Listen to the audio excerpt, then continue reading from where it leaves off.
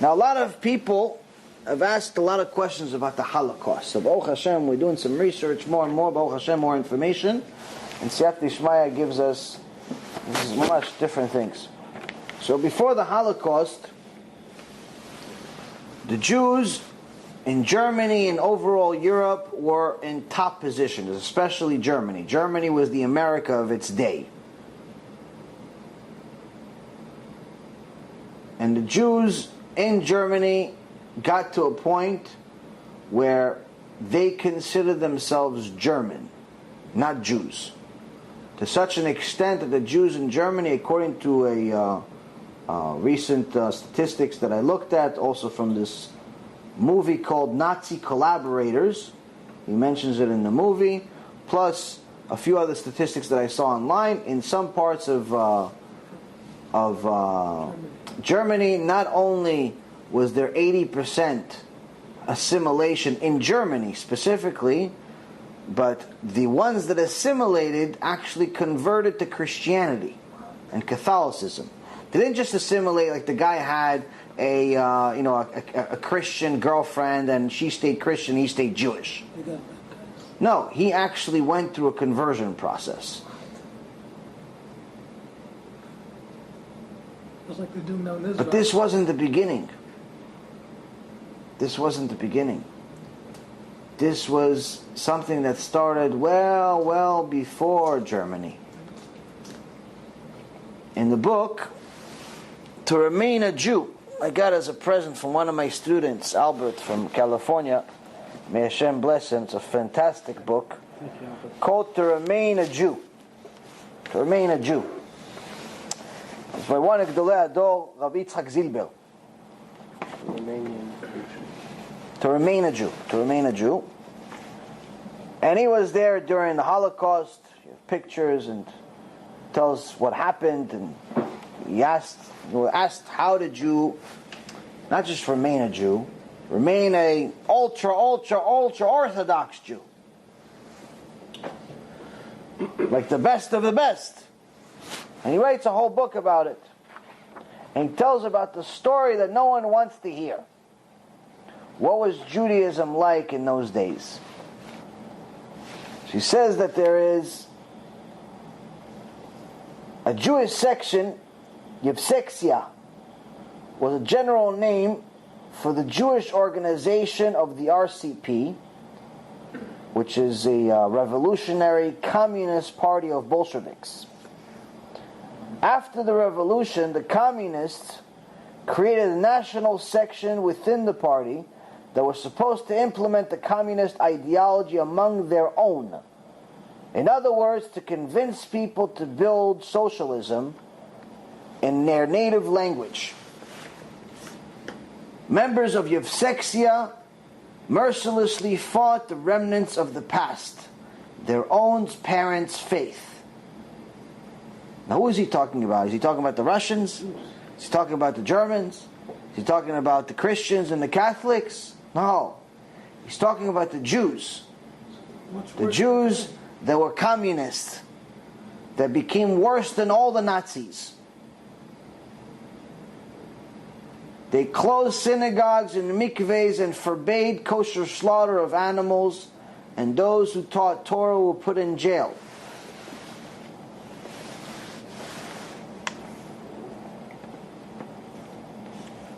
No one ever spoke about this, kosher slaughters? Not allowed to eat kosher, not even allowed to slaughter or anything. Continues.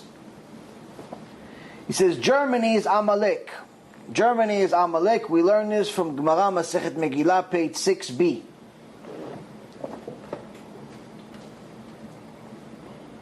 Why is Germany Amalek? It wasn't just exposed that Germany was Amalek during the Nazis' time. Germany was exposed as Amalek already during the Crusades, when the Jewish communities of Speyer, Worms, and Mainz were massacred by a band of knights and peasants led by notorious Count Emicho, inspired by Peter the Hermit in Yimach Shemo. Those martyrs are memorialized by the Avarachamim prayer that we say on Shabbat. which was written by an anonymous German Jew. Now, why is he talking about Amalek? He writes, and why is it connected to Yevsektsiya? He says, because Yevsektsiya, these Jews he's talking about, which closed the synagogues, executed, killed rabbis, forced Jews to work on Shabbat, undoubtedly also Amalek. Jewish, but they're also Amalek. It was a big group of them. Huge. If one person does wrong, it's one thing. But if he's trying to prevent others from acting correctly, that's Amalek. He continues, and then we'll go to the next source.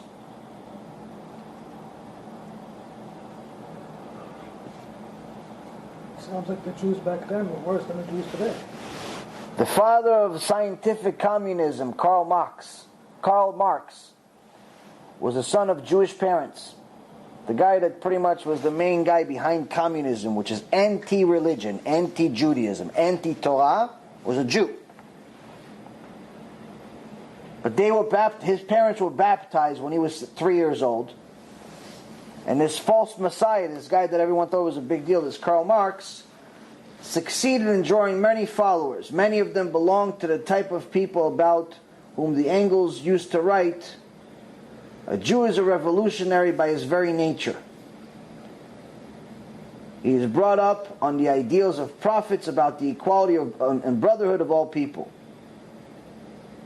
A substantial percentage of the members of the communist parties of all the countries in the world are Jewish.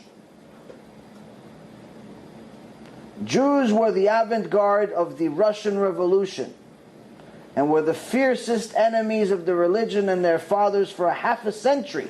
This is well before Nazi Germany. How many years? Over the last 200 years. They bear the blame for the mass assimilations of Soviet Jews. With their assistants, Lenin and Stalin destroyed our ancient culture. They harassed brothers who learned Torah and Hebrew language. We remember well their own faith, the former members of the party, the executioners, revolutionaries of Jewish origin.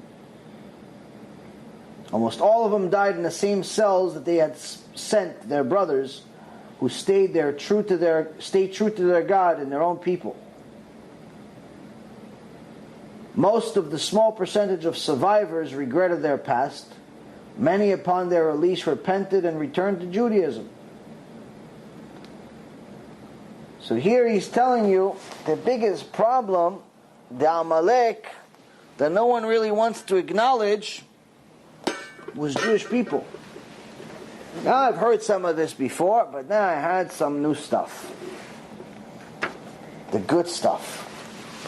This movie called Nazi Collaborators. You can get it for free on YouTube or other places. Nazi collaborators, the Jews that fought for Hitler. Meaning Jewish people that were in Hitler's army. Now there were many Jews that were either not 100% Jewish, meaning they only had one parent that was Jewish, or they had 3 grandparents that were Jewish and 1 non-Jewish. So the Nazis called them Mischlingers. What's Mischlinger mean? Called them mutts, like a dog. Very insulting word. So obviously we already knew ahead of time the Nazis didn't care for the Jews, whether they were full Jewish or not full Jewish. But these Mischlingers were very secular and very patriotic. They loved Germany, even though Germany hated them. Even though Hitler already wrote a book, before he became number one, he wrote a book talking about what he plans to do to the Jews and how much he hates them. No one took his word. Nah, he doesn't really mean it. He's not going to do it. He's such a good speaker. So what did they do? They put him in power. These Jews. They put him in power. They voted for him. They ran the country. They funded it. These Jews wanted 6 million Jews to die. These Jews ended up working for him. They fought for him. The historian Dr. Brian Rigg puts this thing together, and he talks about all of these German Jews who supported and fought for Hitler. Meaning they were on his army, they ran his government, they ran the concentration camps. They killed their brothers and sisters.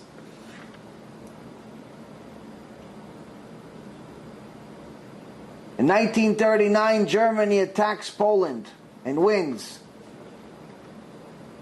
They advertise as propaganda a blonde-haired, blue-eyed soldier as the model symbol of the Aryan soldier. They say this is what an Aryan soldier, a Nazi, looks like. The Nazis get embarrassed later on when they find out that this Aryan soldier is actually named Goldberger. He was a Jew. Phil Marshall Milch, one of the Nazi leaders, one of the head people. His father was Jewish. But because he was such a high place in the Nazi army, he says, I'm going to decide who's Jewish and who's not. So he had his mom write an affidavit, a letter, saying that no, his father is not really the father that you think. Really, his real father and the father of all 6 of my kids is my lover, who is my uncle, who died. And he was a Nazi Aryan like you. Denied his own Judaism and continued killing Jews. Yimach Shimo, he only went to jail for 7 years after World War II.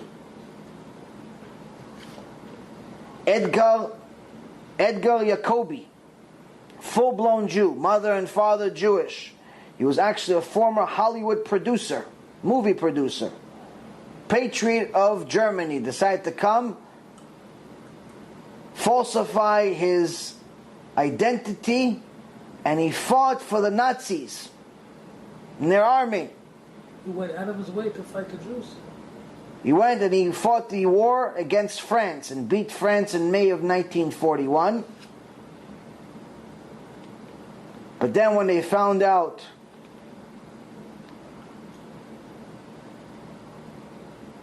that he has Judaism in him, they transferred him to the same place they transferred a lot of these other half-Jews, partial Jews, Mishlingers.